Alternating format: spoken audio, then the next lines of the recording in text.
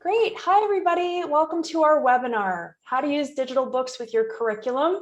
Let's hop right into it. I'm your moderator, Angela Arnold, and I'm the General Manager of Overdrive Education, a division of Overdrive. My team consists of the friendly people who support Sora, the student reading app, and you may know Overdrive's public library app, Libby, which is the sister app to Sora. I'm joined here today by Tracy Walkus, Sora Account Executive with Overdrive Education. Wave hi. There you go, Tracy. With 25 years of education and technology industry work experience, Tracy has both the experience of teaching high school and working with school and district leaders. Over the last 19 years, Tracy has been focused on supporting schools as they transition to digital, first with video and now with moving general reading and curriculum to Sora. I'm also joined by Carrie Horn-Lehman, Director, Partnership Development at EL Education. You may know EL Education as EL Expeditionary Learning, or EL Education if it's spoken, if you've never heard it pronounced, or Engage New York. These are all some of the things you may recognize. Carrie partners closely with school district leaders to plan and facilitate all aspects of professional development related to the implementation of EL Education K-8 language arts curriculum. Prior to this role, Carrie was a coach, working shoulder to shoulder with teachers and leaders implementing the curriculum across the country. Carrie's roots in the middle school classroom keep her grounded in what matters most, helping students and teachers achieve more than they think possible. Love that. And Raquel Oriel, Assistant Principal, Intermediate School 206B and Cross Mercero, located in the Bronx, New York City. Raquel is an assistant principal of a sixth through 8th middle school in the Bronx, New York. She holds 2 masters in education and a master's in public health and is currently pursuing a PhD in educational leadership. During her time in education, she has taught English language arts, math, science, health, phys ed, and English as a second language on the secondary level. As an educational leader, she is responsible for providing ongoing adult learning supports and professional development to teachers, paraprofessionals, staff, and other constituents of the school district community. Her greatest joy and responsibility is growing future leaders. Thank you. Well, thank you for everybody for joining us here today. Let's do a little bit of orientation and figure out who's with us, who's joining us today. So I'd like Mark to activate our poll here. We also have Mark, Regis, and Alicia who are supporting us today behind the scenes. So you should be seeing your poll. And we are interested to know, does your school have Sora, and does your school use EL Education curriculum? Great, we have, how long does this go? We have 20 seconds here. Okay, another 10 seconds. And all right, here we go. You gotta be quick on the trigger with this, right? Okay, great. So it looks like 75% of our attendees have Sora, which is great. And 38%, about 40% of our attendees use EL Education. Great. So this will be a good opportunity for everybody to learn a little bit more about how the other half lives. Wonderful. So the first thing I want to start off with, and I'd like to put this over first with Carrie, to understand a little bit about the challenge that schools just went through during the pandemic times. I think I'd like to hear a little bit more about what did we learn from this time and what did COVID show us? All right, thanks, Angela. What did COVID show us? COVID showed us our vulnerabilities. I think each and every one of us, schools, publishers, the ed tech industry, parents, communities, of course, teachers and students. Our curriculum at Yale Education is a book-based curriculum, and using a book-based curriculum, it's always come with some unique challenges. These were challenges we always really gladly faced because we believe so deeply in the power of authentic books to really transform teaching and learning. So pre-COVID, we spent a lot of our time talking with school and district leaders and really advocating that money be spent on the trade books that are required for students to engage with our curriculum. We would always argue the power of students' shared experience when they're sitting side by side in a classroom, they're turning pages of the same book, but in their own respective hands. They're analyzing the author's writing, reacting to details, connecting with the characters. That is worth every penny that schools and districts would spend on those books. During COVID, we suddenly found ourselves in a new position. Now we were like thought partners with teachers and leaders who really desperately wanted students to continue their learning and to stay engaged in those books that they'd become, they've fallen in love with. But we also really found them facing challenges like not having enough books for all students to take them home when the school buildings were abruptly shut down, or not having the systems or the processes to get the books into students' homes, or even worrying if they did get them home, they might never come back, those books. This is when digital books entered the picture and helped solve some of those challenges. So at this point in time, where we are about a year later, we now have some options on how to move forward. Yeah, and I think that's great. I mean, I guess my question for you would be, why should we focus on digital if we're all going to be going back in person anyway? Yeah, well, that's a good question. And I think one of another sort of similar question that came up along the way for us was, well, if we've got to come up with a plan B, everybody's going, the hope is that most kids are heading back into schools, but we never know when we're going to face a shutdown again and when it can be abrupt. And lots of us know what it was like to get that phone call midday to say, everybody's going home at 2 o'clock and we're not reopening again. So we have to have a plan B, and we have to think about how plan B can even just become plan A and more intentional. So you might be wondering, well, why don't we come up with a plan B then for continuing education with our curriculum that doesn't require trade books? Our curriculum is built around books, and every module of our curriculum has at least one book, and at the primary grades, it's more than this, that becomes the centerpiece of the kids' learning. We call it essential text, and it's the text that all of the students read to engage them in the module topic and give them the real world meaning. Then the curriculum layers on these shorter texts. So these are articles, poems, excerpts, video, all around that central text to really build their fluency, get them into the vocabulary, and deepen their understanding of the topic. I'm telling you, when all the kids share the experience of reading that same book, it builds this common ground where they can then discover the topic together. They talk about it regardless of their background knowledge, regardless of any prior experience they may or may not have.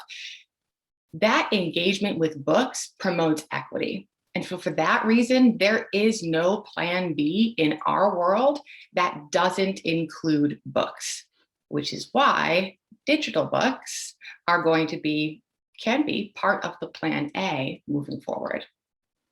I love that. Thanks. I think that's really a really important discussion and a distinction, right? This notion plan A, plan B. Maybe you could speak a little bit more about the elements of what makes a successful curriculum, right? What goes into it? You've already touched on some of those ingredients, if you will, but maybe you could outline what are some of the requirements to pronounce a curriculum successful? We can start with some basic things like standards alignment and the best pedagogy, the best researched informed pedagogy, the best student engagement techniques and strategies out there available. From our perspective, it's the opportunity for students to read, think, talk, and write as part of each and every lesson every single day. And we truly believe the best way to do that is to get kids hooked into topics that they're genuinely interested in and compelled to learn more about, and to integrate reading and writing as much as possible as part of every bit of learning that they're doing. Right. And, EL education is anchored in trade books. Why does EL education curriculum use trade books at the heart of its curriculum? Yeah, I mean, I spoke, a moment ago about like what it feels like when you're in the classroom and you see students together or, side by side with the same book, but that feeling has translated to students working remotely as well. I started my work at EL as a coach, going into classrooms, working shoulder to shoulder, co-teaching lessons with teachers, things like that, and mingling with students in the hallways and in the lunchroom. When you have books, these books crafted by expert authors, by professionals in the field, the best of the best, and characters who look and sound like the students themselves, it is a level of engagement that cannot be achieved from a Basil or from texts that are crafted by curriculum writing companies. There's just something to be said for authentic trade books. And when you hear kids, welcome kids into a building who have just gotten off of a bus, and you see a book in the hand, or you hear them mention the name of a character that is in one of those books, it is something that really hits you in the heart to remind you that there is no real replacement for real authentic books when teaching students. It's a missed opportunity to not include them in curriculum. Yeah, I love that. I hear the passion in your voice. It sounds like you've actually seen this and lived it. And I love that. I want to pivot a little bit more over to Tracy. And I want to talk about where digital books come from, because I think we've laid the groundwork that trade books are an integral part of how to engage students, right? We know that that's a key ingredient in achieving that engagement. But I want to talk with Tracy a little bit about where do digital books come from, because I think we have all seen print books arrive on a pallet and they're boxes of books that go out to kids. I think people get that. I think there's a little bit of a mystery around where digital books come from and how they differ from print in this application. So Tracy, maybe you could talk a little bit about where do digital books come from? They come from the book fairy. No, just kidding. So when we start to talk about digital, I think what you're seeing on the screen right now is really important. We know about physical books, right? We buy a book, we need 10 copies, we buy 10 copies, we access them. In the world of digital, the publishers are king. They set the pricing and how they will be licensed to schools. So when we think about digital resources, we think about access versus ownership. And so when we look at publishers, they will make their digital content available in a platform. In this case, we're talking about Sora, and they will use that platform to distribute and provide access to those books, along with additional features that we'll talk about a little bit later that are built in to help enhance the instructional process and all the things that Carrie was just talking about. Now, when we talk about digital books, then we also have to talk about how they're licensed, right? How do you buy a digital book instead of just buying a copy, which may be how you buy some of the content? It's really about making sure that all kids have access to the book for the unit of study. So when I talk to schools and partners who are using EL education, like Raquel, we had some nice conversations around what's the priority, what's the need. I need the book and I need them in the hands of my kids for the unit of study. That may be that book is rented or leased, or that you own it in perpetuity. What's happening in the background and how those are licensed can be overwhelming to schools. So at Overdrive, our goal is to make sure that we provide the simple, easy way to give and provide access to the digital content for the standard period of a unit of study. Typically, that's 90-day access, and sometimes it's in perpetuity. So how and why those are licensed isn't nearly as important as the access. Right. And I think it's important for people to know that publishers are actually setting the terms of how those books can be accessed and then what they're going to charge for that type of access, which is why, it can be, overwhelming, right? Because there are so many more choices with digital than print. More choices, more options. I think that's great because there is an access model and a price point to suit all of these needs. I guess How would you advise a school to scope their needs and then make a budget so that they can take advantage of all those different access models? I think there's some key questions that we need to answer before we even get into the budget. First, what are the books? In this case, it's a very clearly defined list of both required or essential texts and recommended. And then the goal is to really determine how is it going to be used? Is every student going to need it at the exact same time for a very limited period of time? Is it going to be a choice book that is selected on their own to supplement those additional texts that Carrie was referring to? And so step one is understand what you need. Step two is to understand how it's going to be used. And then step three is to work with Sora and myself, Regis and others to evaluate that list and the use cases that are available from the publisher to give you the best guidance possible in creating that budget for that digital access. Yeah, and I think a lot of times we hear people say, I'd like Sora, I'd like a subscription, please. I'll just take a subscription, please. And that's not how it works, because I think, especially when you're aligning to a curriculum like EL Education, which specifies which units or which grades and which modules are to be deployed for the year, right? A subscription is overbuying, right? You're going to pay top dollar for all the books all the time for everyone, when that's not actually the access that is required for the school. I think that's a really important point to note, is that access is how this choice of model is how people are going to maximize their budgets. Yeah. Well, Angela, I was going to say, I have one other thing. That's also where this year EL was able to pivot in light of what was going on and introduce the flex option. And so we were able to ensure that we were getting the books that schools were using in the hands, instead of here's the package, right? Here's the collection.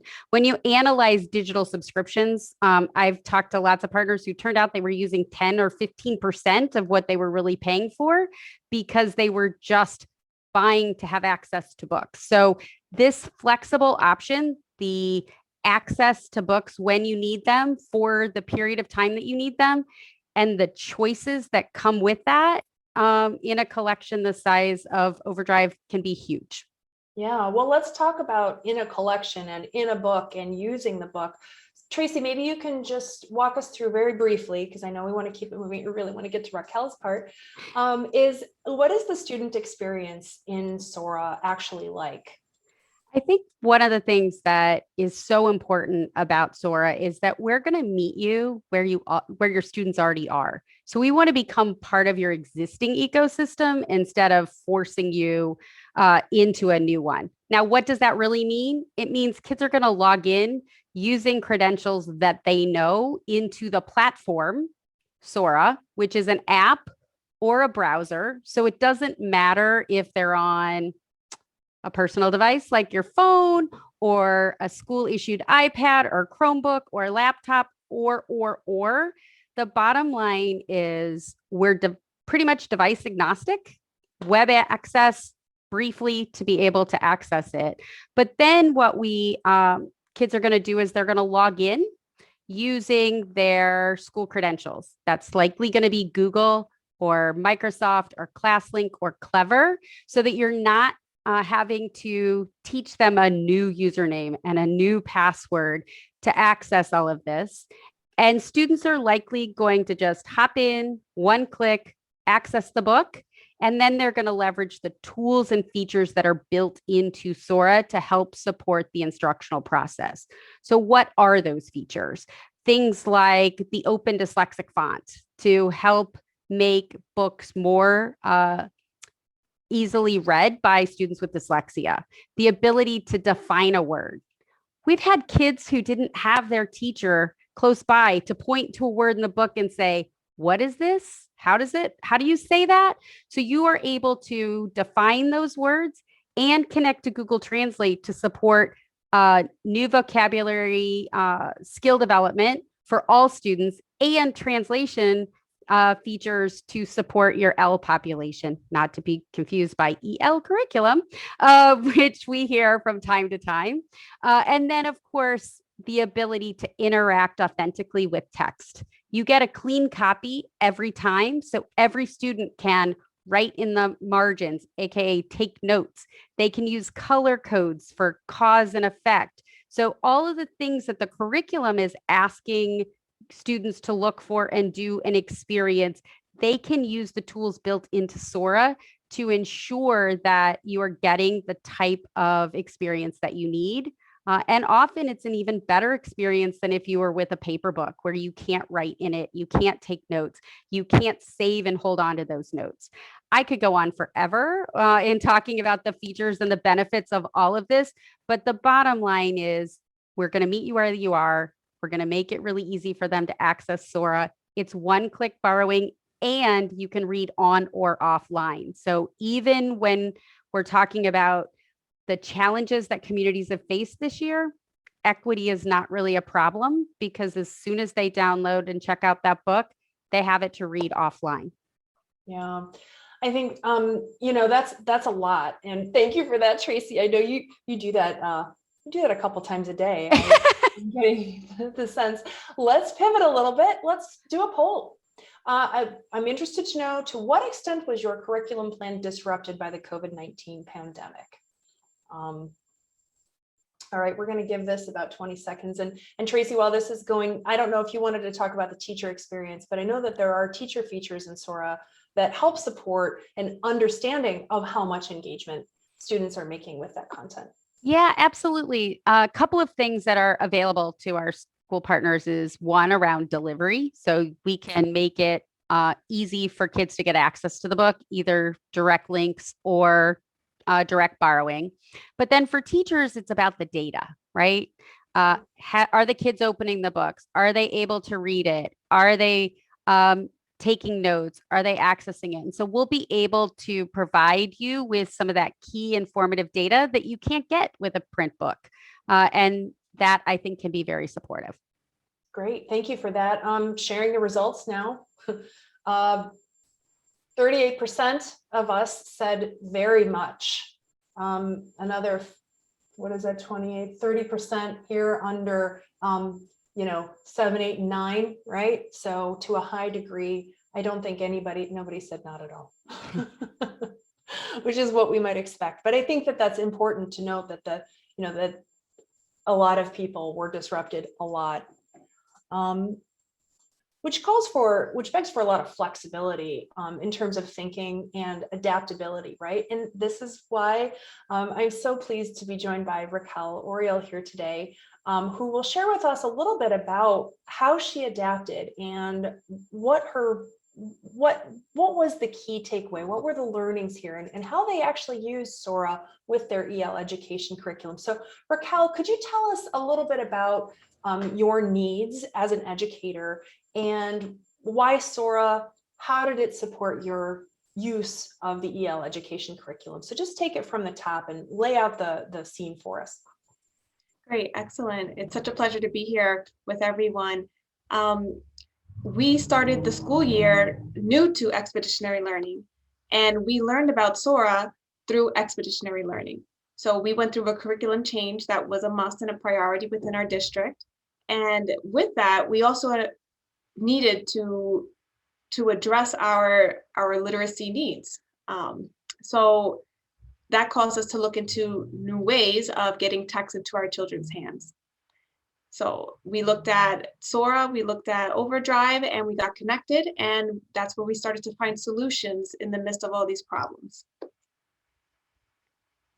Yeah, I think that can be, I'm recalling back in those days, March, April, May, June, it just never ended. And it was a crisis of each week, how am I going to solve this problem? How am I going to solve that problem? And our educators were just kind of solving what was the next biggest problem. Give me a little bit about the makeup of your school, the background. What are your demographics like? So we are, and I believe this is on the next slide, we have a lot of students with disabilities, about a third of our population. And then we have another third of our population, students in temporary housing, and another third of students who are English language learners. So we have a variety of needs within our community that needed to be addressed immediately. And we didn't have the time or the luxury of the time to kind of wait for books to arrive at our doorsteps and then to hand them out to families at an individual basis. It just was a logistical nightmare, and it didn't meet our children's immediate needs. Yeah. So that's Yeah, what you know, I mean, the building blocks of any good case study, it's like, you know, what is your situation and how did you know you needed a change? Well, how you know you needed a change was there was a global pandemic afoot. I think, you know, maybe you can talk a little bit more to that. You know, why did you choose Sora and why EL education? Well, expeditionary learning is aligned with what we are looking for in terms of culture responsive and sustaining education work. We wanted to make a shift into a high quality curriculum, and that was expeditionary learning for us. So we have the high quality curriculum and the cultural responsiveness that we were seeking out to meet our students' needs. In addition to that, we were seeking out coaching and support. So that was also an option. We are still continuing our coaching and support at our school. So that really was a game changer and a winner for us. And we have had such wonderful experiences with our coach and with the curriculum thus far. Students are raving about it, and our teachers just say they can't put the books down with the kids. So that just is a fantastic experience. But we couldn't get our kids to that point until we got to Sora. All of our kids are accessing the text digitally. We had to make that quick change. So that way our teachers had the books in hand to instruct the high quality curriculum. So Sora was the only solution to us in that moment because text wasn't even an option in terms of meeting our high standards of academics at our school. Yeah, I can see how that I can see how that works. I think, you know, it's interesting though, that this is also something that's not just an immediate fix. This thing's got legs, right? Are you going to continue with this combination of digital books and expeditionary learning or EL? Absolutely. This is not something that's going to be abandoned. We're going to continue with this in the future. One thing that we could see right away, now that we're in the blended environment, half of our students are attending school. Our kids never say, I left a book at home. They never say I lost it. They never say, I don't know what this word means. They can look into the word. Teachers facilitate the learning through highlights. So they can say, okay, when you're doing your asynchronous work, I want you to highlight this text, and then they come back to the classroom with highlighted text, and they can then continue their work together. So seeing the benefits of what Sora provides our community, it doesn't make sense for us to just, you know, say, all right, we're going to go back into the building and do traditional books again. This is something that is a part of our learning and our adoption of expeditionary learning.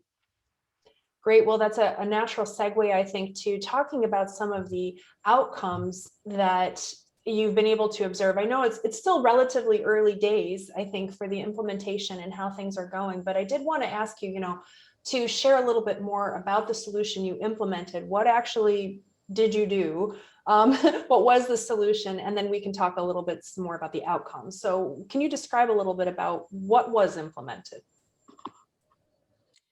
In terms of our implementation of Sora or expeditionary learning, or both? Well, yeah, like which books were purchased for the program and how did you turn it on and how did you deploy it, I guess is kind of my question. Sure, not a problem. It was so easy we purchased some of the mariposas, we purchased all the books that we needed for Expeditionary Learning's Flex curriculum. And once we went through that purchasing process, it was seamless to get our kids into Sora. It was, the kids they already knew their passwords, they already knew their emails, and so they just logged in to Sora. The teacher facilitated one basic lesson. I observed some of those lessons to ensure that kids were accessing the books that they needed. And after that, they actually got better at it than the teachers in some classes. So it was just a seamless process. There were a child did not hiccup or complain, or a parent didn't call in to say this is not happening, or I don't understand this process, that had never happened. No parent complaints, no student complaints. It was just really seamless. Yeah, that's a key metric. 0 parent complaints. Wow. So that's pretty impressive. And I think, we're looking here at some reading data that's being shown, but I want you to maybe speak to some of the outcomes in terms of, equitable access or that learning curve about getting up to speed with it. So maybe you could talk about that. Well, we originally weren't a one-to-one school. We did not have devices in the hands of every child. Our teachers were very limited in terms of their confidence in their technical abilities. And so this was certainly something that this whole pandemic crisis, as well as the modifications in learning, was definitely a scary process. And then to add on a new way to access text, that added some more, hesitant feelings. But essentially, those they weren't validated, because our teachers saw how easy it was to access the text, and that it was easier for the kids to jump on and read alongside in small groups when we're doing reciprocal teaching or we're doing small group instruction. It was like we were in the classroom in a sense in terms of accessing text. Yeah.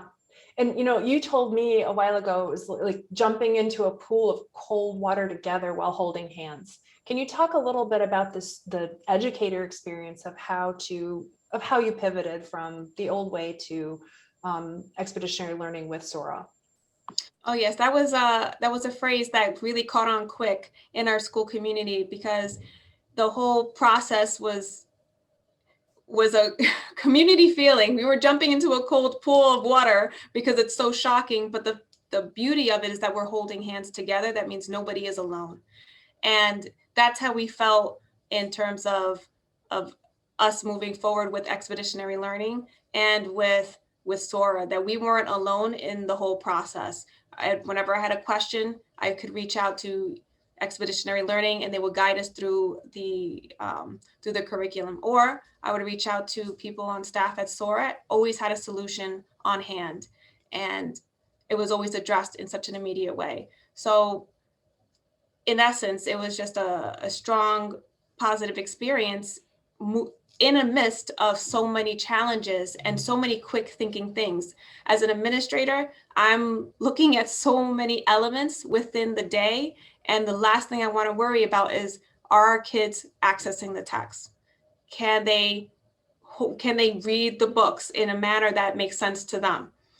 And I didn't have to worry about that. And it was just such a breath of fresh air for me.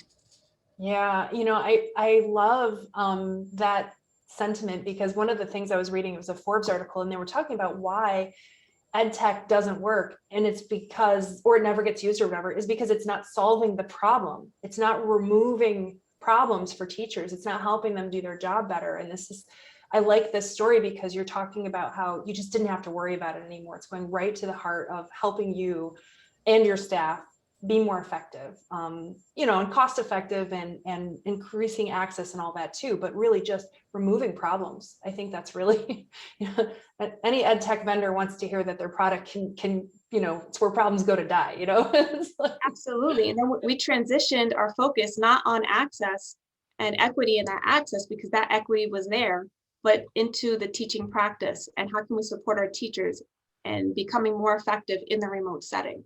So that's the area that we want to be in, not in, putting out fires in a sense. Exactly. And I love that. I do want to capture some key takeaways here. I'd like to ask our panelists, what is the one thing you'd like to leave with our attendees today? Tracy, what is a key takeaway? If you learned nothing else from our time today, what would you want people to remember? I think I would like to have everyone take away sort of the idea that digital was not just a solution for the pandemic, but it is going to enhance and support the huge capital expenditure that schools across the country have made in one-to-one devices and digital curriculum. So making sure that we keep in mind that this is here to stay. It's a leap forward. As Carrie mentioned early on, we don't know when the next emergency shutdown is going to happen. We live in a very global world today. So having a solution in place that helps support digital learning and the building of those skills and supports the expenditure that's already been made. Yeah, and I think that's really relevant as we round the corner into the disbursement of the second round of education stabilization funds and the third round, which just got signed into law. As we start to think about that funding, it's intended for 21st century learning. So I think that this should be top of mind for a lot of people because, Raquel's experience is an example of how you pivot to all the benefits of 21st century learning. Let me ask Carrie, what are the key takeaways, key ideas that you'd like to leave with our attendees today? And you're on mute. There you go. I think for me, when I think about teachers out there trying to engage students in learning, and whether that's in person or it's remote learning, or even if it's hybrid, giving teachers a high quality curriculum and then giving them some professional learning support is those are the best things that you can do if you're a leader and if you're a teacher looking for a high quality curriculum to use with your students, is a key into that engagement. Our curriculum is built around books. It's going to remain built around books. And that's because that depth of discussion, the rigorous thinking, that engagement, it's just irreplaceable for students. And this starts with kids who are really tentative readers, just starting sounding out words, to kids who are really confident readers and confident citizens, taking those ideas they got from the books and taking those ideas from their classmates and taking them out into the world. So my biggest do this one thing would be look for a curriculum that uses real books and try as hard as you can to find a way to get those books into the hands of kids. Great. And before I come to Raquel and ask for her key takeaway, I do want to encourage everybody to use the Q&A features to ask some questions. We have live answerers here if you want to type in your questions. I'm not sure, I haven't been monitoring questions, but make sure you keep those questions in because we will take some at the end. So finally, Raquel, what would be your key takeaway for this experience that you would think other people would find useful? Unfamiliar challenges call for creative solutions. That's really when you come down to it. We may not be familiar with the experience that we are going through, such as a surprise experience like the pandemic and remote learning and pivoting to remote learning and then going back into the blended environment. But we must be prepared with creative solutions and making some things a plan A for us to steal the words from Carrie. Yeah, great. All right, well, let's see if we have any questions here. I'm going to go ahead and put up on the screen how people can get more information as we head into our question session, if there are any. I just want to reiterate that I think, for folks who are unclear about EL education and how it works in the classroom, snap this QR code with your phone and you can get right to the URL here. You can also drop them a note at districts@eleducation.org. Carrie, what are some of the common questions that people might reach out to what might they want to know about your program? I would say the three most common questions. One would be, the first one would be, where can we see the curriculum? Like, what does it look like when it's in the classroom? And so we have a really awesome, extensive collection of videos that we've captured in classrooms around the country that are incredibly just helpful in bringing it to life. You can read lessons and I can send those to you, but watching the videos is a big one. Folks always ask where they can see sample lesson plans and get samples, and we always hook folks up with our publishing partners, our distribution partners. And then people ask us, what about professional development? Do you support professional development with the curriculum? And of course, that's actually one of our greatest honors in the work, is partnering with schools and districts just everything from strategic planning to launch events to classroom walkthroughs and implementation monitoring with data collection. So those are the three big ones. And there's no question that's too small. So student email, that districts at EL Education address comes to me, and myself and my team will be thrilled to talk with you. Wonderful, wonderful. I think, Tracy, you run our live demos. If people snap the Sora QR code here, that'll take them right over to our Book a Time tool where people can hop into the demo and they can join a live demonstration or product walkthrough. What's the number one question you get in the product walkthrough? Well, I think the number one question that comes up when we talk about product is, how hard is it for kids to get the books, and how do they take notes in the book? Those are the two questions that come up all the time. Distributing the book is super easy, and it can be title assigned to specific students or can be delivered on demand. So when students check it out, they get it for the unit of study. And as far as taking notes, it's literally as simple as clicking and dragging your mouse over a particular passage and selecting from the multiple colors, red for cause and green for effect, just examples. But whatever it is that we're asking students to take notes of, and I know that that's a key component of the EL curriculum, is engaging with the text. And so that's a very simple process of literally clicking and dragging across the text and then taking the notes as you see fit. Well, And that was our question from Jean. Oh, well, there you go, Jean. Look at me. I'm reading minds. She asks, or he asks, would you be able to show how students take notes in the margins of the books? That is a key activity in EL. I am happy to do that if they want, but we can join us for a demo and I'll show you in more real time and slow it down. But yeah, it's very, very simple. Yeah, and I think one of the benefits of this format is that we will have all the contact information, and we can follow up individually with each question asker. We have another question. Do you have a video of full elementary K2 and 3-5 lessons being modeled, Carrie? Okay, Jean, I love that question because we get it all the time. And the answer is not a full lesson. And the reason for that is because when we do capture video in the classroom, we've got the teacher mic'd up, the students working in groups mic'd up. There's 6 different camera angles going, in order to catch everything in the classroom. It just requires a lot of different things happening.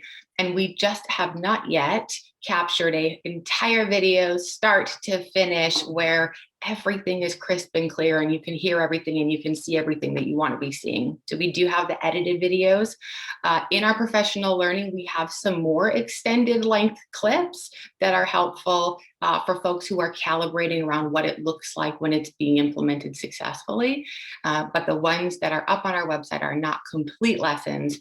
It sounds like you may be aware of them. They're edited down to give you the best, 6, 7, 8 minute snapshot into what that lesson might look like. Great. And another follow-on question for you, Carrie. Why wouldn't a school just use curricula that are out there that don't use books? I mean, I feel like I could go to any number of peer-to-peer resources and download some stuff and use that in my classroom. Why books? I mean, you talked about engagement, but there are a lot of reading software programs that claim to achieve the same kind of engagement that you described. Yeah, so student engagement being one thing that I know that I've already talked about that one. And also I've been that teacher who's scouring the internet for standards aligned resources and downloading them and printing them out. And I was always taking someone else's word for the fact that those were standards aligned, rigorous resources. So we always say to go with something that has a stamp of approval from something like Ed Reports, which our curriculum does. But I think I can go beyond that to say in English language arts curriculum, and our curriculum in particular addresses more than mastery of knowledge and skills. At EL Education, we think that a student achievement is in more than one dimension. It's not just mastery of knowledge and skills, it's actually 3 dimensions. High quality work being another one, and then character being a third.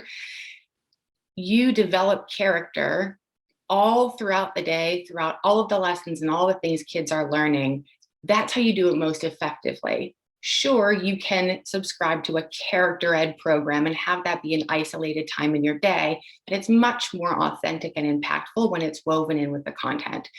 The way you develop character is by having students work with one another, by considering diverse perspectives, by not only receiving feedback from their peers, but by giving explicit, direct, kind, helpful feedback to one another.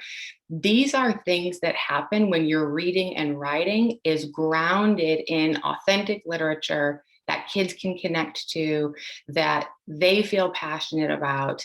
And when kids are required to do activities that have them engaging with one another. There's lots of technology out there where kids are able to do it on their own, from their home, on their computer. But we would say consider more than just the checking of boxes when it comes to standards and mastery of knowledge and skills. Think about all else that goes into developing a whole child. And that interactive experience is critical. Wow. Well, thank you for that. Talk about authentic and impactful. That's you, ladies. I want to thank you very much for your time today. You were tremendously helpful in hopefully for our attendees to learn a little bit about how this works in the real world. I would encourage people to snap those QR codes. And if you need to follow up with us, it's schools@overdrive.com, districts@eleducation.org. So I'm going to just sign off. Everybody's going to just be out of the Zoom. Have a great afternoon and happy St. Patrick's Day to everybody. Thank you so much.